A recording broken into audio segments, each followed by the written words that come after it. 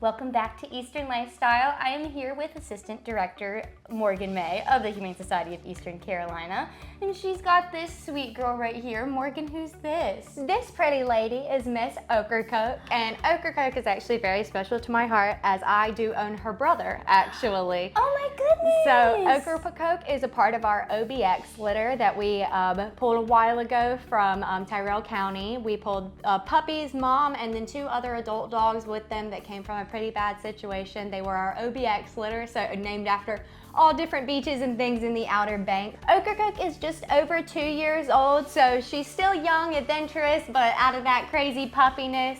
She, in a home, is house trained, crate trained. She does do really well in a home, and here at the facility, she's also done well. Do we know like anything about her personality and what she's like with people and maybe other animals? Yeah, so Ocracoke is a very playful, goofy, and snuggly girl. She still has that puppy personality and where she's just happy and excited to see and do new things. In a home, she does settle and chill, will definitely snuggle up with you, can be quite the couch potato sometimes. And so she's a little over 2, so she's almost in those terrible 2s, but kind of getting out. Yes. So, and with like a bigger dog like her, who might be pretty energetic, is there anything someone should consider or maybe prepare for her when they're adopting her? Yeah, so just preparing for mental stimulation along with physical. Though you can run her all day, it doesn't necessarily mean her brain's tired. Especially hounds, they can be very smart.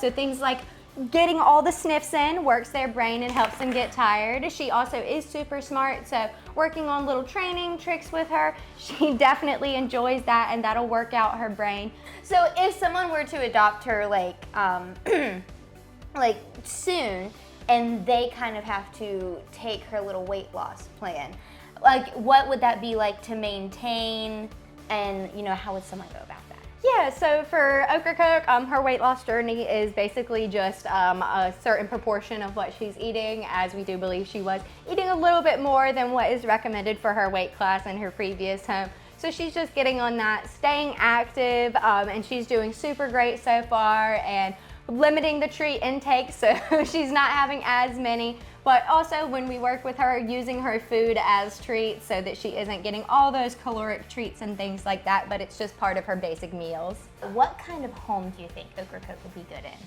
I think that Ocracoke would do great in a home that likes adventure, whether that's hiking or going to the water, things like that. She's a very curious dog that loves new smells. I also think that she would do great in a home with another dog, maybe another young dog that she can just play with and be best friends with, as she does love other dogs. Oh, she said, I'm chilling now. She said, I'm done. Any home that she can do this in and just get all the scratches that she wants. Oh my goodness.